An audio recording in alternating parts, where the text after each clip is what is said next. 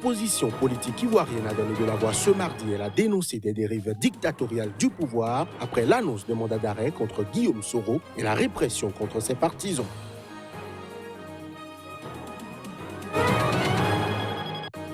Au Libéria, des discussions entre le gouvernement et l'opposition ont permis ce mardi de faire baisser la tension, mais elles n'ont pas débouché sur un accord sur la tenue le 30 décembre. Une grande manifestation.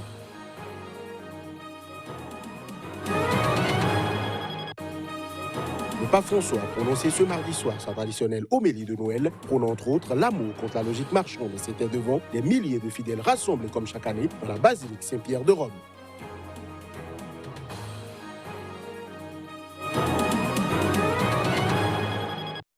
Voilà pour le sommaire de cette édition de la mi-journée pour le compte de ce 25 décembre. Joyeux Noël à chacun et à tous. L'opposition politique ivoirienne a donné de la voix ce mardi. Elle a dénoncé des dérives dictatoriales du pouvoir après l'annonce d'un mandat d'arrêt contre Guillaume Soro et la répression qui s'est abattue contre ses partisans. La plateforme Coalition pour la démocratie, la réconciliation et la paix, emmenée par l'ex-président Henri Konan Bédié-Saint-Siège, contre ces dérives dictatoriales répétées du régime RHDP unifié, contraires aux principes élémentaires de la démocratie et de l'état de droit, selon un communiqué. Ex-président de l'Assemblée nationale, candidat d'opposition à la présidentielle de 2020, Guillaume Soro a annulé son retour prévu en Côte d'Ivoire ce lundi. Un mandat d'arrêt international a été émis contre lui le même jour par la justice ivoirienne pour attentat à la sûreté de l'État et détournement de deniers publics. La CDRP se dit surprise de ces accusations, concomitantes à une autorisation régulière de retour au pays d'un citoyen contre lequel aucune charge n'avait été préalablement retenue. Selon une autre déclaration émanant de groupes parlementaires d'opposition, dont le Parti démocratique de Côte d'Ivoire PDCI de Bédié, Guillaume Soro, toujours député, se trouve désormais contraint à un exil forcé. Les groupes parlementaires dénoncent l'arrestation de 5 députés pro-Soro, condamnant cette énième violation de l'immunité parlementaire des députés en Côte d'Ivoire. Ils exigent leur libération sans condition et l'arrêt immédiat des poursuites. Par ailleurs, le mouvement ivoirien des droits humains a déploré dans un communiqué que l'espace démocratique est en train de se rétrécir gravement en Côte d'Ivoire à moins d'un an de l'élection présidentielle, notant l'interdiction à 2 reprises d'un meeting de l'opposition, les 14 et 21 décembre, et les mesures prises par le gouvernement à l'encontre de Guillaume Soro et de ses partisans. Le mouvement ivoirien des droits humains se dit préoccupé par cette situation qui fait planer des risques de violence et condamne avec fermeté toutes les violations des libertés publiques et des droits humains, selon son président Yacouba Doumbia, cité dans le communiqué. Au Bénin, le jeune leader du mouvement Initiative de Niki, Sabissira Korogoné, sorti de prison, ne renonce pas à ses engagements. Il s'invite résolument dans l'arène politique sous la bannière du MPL, Mouvement populaire de libération, un parti dont le congrès constitutif s'est tenu sous haute surveillance policière. Le reportage pour plus de précisions. Un espace public ultra sécurisé, carrément interdit d'accès tout au départ, mais pas suffisant pour dissuader Sabissira Korogoné, la tête pensante de l'initiative de Niki, de tenir la mobilisation de Savé. Ici, c'est Savé. MPL! Quand vents et marées, il portera sur les fonds baptismaux le tout dernier né en cette fin d'année du paysage politique béninois, le MPL, Mouvement populaire de libération. Nous sommes entre le marteau et l'enclume. Il y a les badauds payés pour venir nous perturber. Et la police républicaine payée par les caisses de l'État pour venir nous intimider. Nous n'allons pas céder à tout ça. Aujourd'hui, le mouvement populaire de libération a vu le jour. Aujourd'hui, le balai a pris effet. Et le balai a 2 explications. Premièrement, l'unité, parce que quand c'est un brindille, on le casse tout de suite. Deuxièmement, le balai, l'autre vertu du balai, c'est que ça rend propre. Nous avons l'obligation de rendre notre pays propre.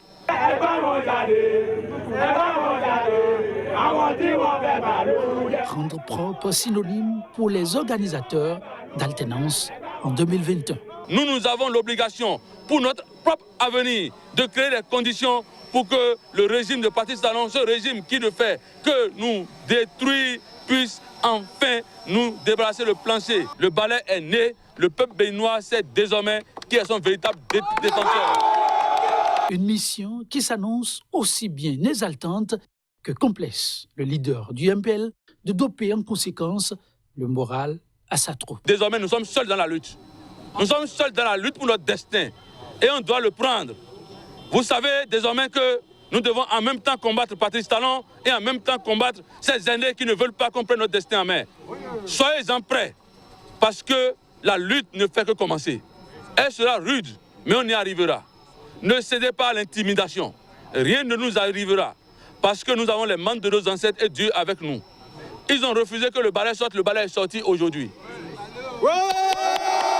Dans les tout prochains jours, le parti entend s'illustrer au niveau de bon nombre de localités du pays à travers une série d'actions dites intelligentes à découvrir graduellement.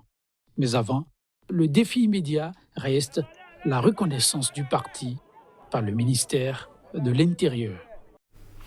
Les discussions entre le gouvernement du président libérien George Oppong Maneweya et l'opposition ont permis ce mardi de faire baisser la tension après une mise en garde de Washington. Mais ces discussions n'ont pas débouché sur un accord sur la tenue le 30 décembre d'une grande manifestation, a-t-on appris auprès des participants. Les discussions continuent le 26 décembre, a déclaré dans la soirée le ministre de la Justice Moussa Dine, alors que plus tôt dans la journée, Henri Costa, le chef du Conseil des Patriotes, collectif qui mène la contestation, avait affirmé que le grand rassemblement prévu lundi prochain dans la capitale Monrovia était sur les rails. À l'approche de la manifestation, la tension était montée ces dernières semaines. Le pouvoir reprochait à l'opposition d'appeler à l'éviction inconstitutionnelle du président Weah, qualifiant sa campagne de crimes de trahison, de terrorisme et de subversion. L'opposition, quant à elle, ne voyait pas ce qu'il y a de mal à dire que le président doit démissionner et maintenait son appel à manifester malgré une interdiction décrétée par le pouvoir faisant craindre des violences. Sans déboucher sur un accord complet, la réunion qui s'est tenue en présence de représentants des Nations Unies et de la CEDEAO a permis de rapprocher les points de vue. Le Conseil des Patriotes a renoncé à toute campagne sur le thème Weah démission et a donné des gages supplémentaires pour que le rassemblement soit pacifique, a expliqué le ministre de la Justice. Il a qualifié cet engagement de développement nouveau, mais bienvenu. Nous avons très clairement dit lors de la réunion que nous voulions exercer notre droit à manifester. Ils nous ont demandé d'agir comme lors de la précédente grande manifestation le 7 juin, à savoir de manifester dans le calme. Nous avons répondu que s'il n'y a pas de provocation, la marche sera pacifique, a de son côté expliqué Henri Costa. Ce lundi, un influent membre du Congrès des États-Unis avait mis en garde le gouvernement libérien. Mesdames, Messieurs, cette édition se poursuit au Burkina Faso. 35 civils, dont 31 femmes, ont été tués ce mardi dans une attaque djihadiste à Arbinda, dans le nord du pays. Cette attaque est considérée comme l'une des plus meurtrières de l'histoire de ce pays sahélien qui a décrété 48 heures de deuil national. Un nombre important de terroristes ont attaqué simultanément le détachement militaire et les populations civiles d'Arbinda dans la province du Soum. L'attaque d'une rare intensité a duré plusieurs heures, selon l'état-major des armées qui affirme qu'une centaine de motos, de l'armement et des munitions en grande quantité ont également été récupérées. Dans leur fuite, les terroristes ont lâchement assassiné 35 civils, dont 31 femmes, et blessé 6 personnes, a précisé dans un communiqué ce mardi soir le ministre de la Communication et porte-parole du gouvernement. Une vingtaine de soldats ont aussi été blessés selon le porte-parole. Le président Kaboré, qui a annoncé sur Twitter le macabre bilan de cette attaque barbare, a salué l'engagement et la bravoure des forces de défense et de sécurité qui ont repoussé l'attaque contre le détachement d'Arbinda. Il s'agit d'une des attaques les plus meurtrières qu'ait connu ce pays pauvre d'Afrique de l'Ouest, en proie depuis 2015 à des attaques djihadistes récurrentes comme ses voisins, le Mali et le Niger. Face au péril djihadiste, 5 États sahéliens, le Burkina Faso, le Mali, la Mauritanie, le Niger et le Tchad, qui tentent depuis 2015 de mettre sur pied une force militaire conjointe de 5 000 soldats, ont appelé mi-décembre la communauté internationale à les soutenir davantage. La France a convié en janvier les 5 États sahéliens à un sommet pour redéfinir Plus clairement, les objectifs militaires, politiques et de développement de la lutte commune contre les groupes djihadistes, selon le président Emmanuel Macron, qui estime ambiguë l'attitude des présidents burkinabés et maliens sur le soutien français. Des voitures sont accidentées après la chute d'une roquette près d'un marché de légumes à Tajoura, dans la banlieue est de la capitale libyenne. Tripoli, on déplore 4 morts. Plus de précisions à travers ces images. 4 civils ont été tués et 6 autres blessés mardi dans la chute d'une roquette près d'un marché de légumes à Tajoura, dans la banlieue est de la capitale libyenne, selon des services de secours. Des éclats d'obus ont été projetés sur des voitures et des bâtiments aux alentours, sur plusieurs dizaines de mètres. Les forces loyales au gouvernement d'union nationale, reconnues par l'ONU et basées à Tripoli, ont accusé leur rival du maréchal Khalifa Haftar d'avoir bombardé ce site civil. Mais les forces pro-Haftar, qui mènent depuis avril une offensive contre la capitale libyenne, n'ont pas commenté cette attaque dans l'immédiat. Selon l'ONU, il y a eu au moins 284 morts et 363 blessés parmi les civils depuis le début de l'offensive contre Tripoli. Plus de 2000 combattants ont péri dans ce conflit, qui a également déplacé plus de 146 000 Libyens, selon la même source. Depuis la chute du régime de Mouammar Kadhafi en 2011, la Libye est déchirée par des conflits fratricides, mais certaines puissances étrangères sont accusées de mener une guerre par procuration depuis l'offensive du maréchal Khalifa Haftar. Le pape François a prononcé ce mardi soir sa traditionnelle homélie de Noël, prônant l'amour inconditionnel et gratuit contre la logique marchande. C'était devant des milliers de fidèles rassemblés comme chaque année dans la basilique Saint-Pierre de Rome. Depuis le Vatican, le pape François s'est adressé en soirée aux quelques 1,3 milliard de catholiques dans le monde pour célébrer l'amour inconditionnel et gratuit face à la logique marchande. Noël nous rappelle que Dieu continue d'aimer tout homme, même le pire, a souligné le souverain pontife lors de la messe de la nuit de Noël dans la somptueuse basilique Saint-Pierre de Rome. Son amour est inconditionnel et gratis, même si tu peux avoir des idées erronées, a insisté le pape en soulignant que c'est la gratuité de ce type d'amour qui répand la paix et la joie.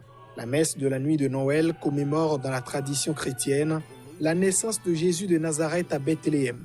Mais aucun texte du Nouveau Testament ne précise le jour et l'heure de naissance.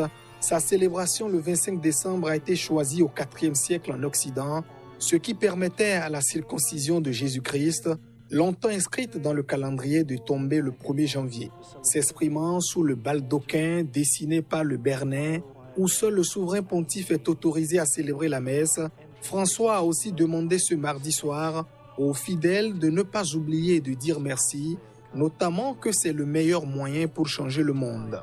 N'attendons pas que notre prochain devienne bon pour lui faire du bien, que l'Église soit parfaite pour l'aimer, que les autres nous considèrent pour les servir. Commençons les premiers à encore conseiller le pape. Cette année, les festivités sont marquées par le retour en Terre Sainte d'un morceau de bois que l'Église présente comme une partie du berceau original de Jésus, un don du pape François qui a été réceptionné à Jérusalem, puis transféré fin novembre en grande pompe à Bethléem après 1300 ans en Europe. Et c'est sur ces images que nous refermons cette édition. Merci de l'avoir suivi.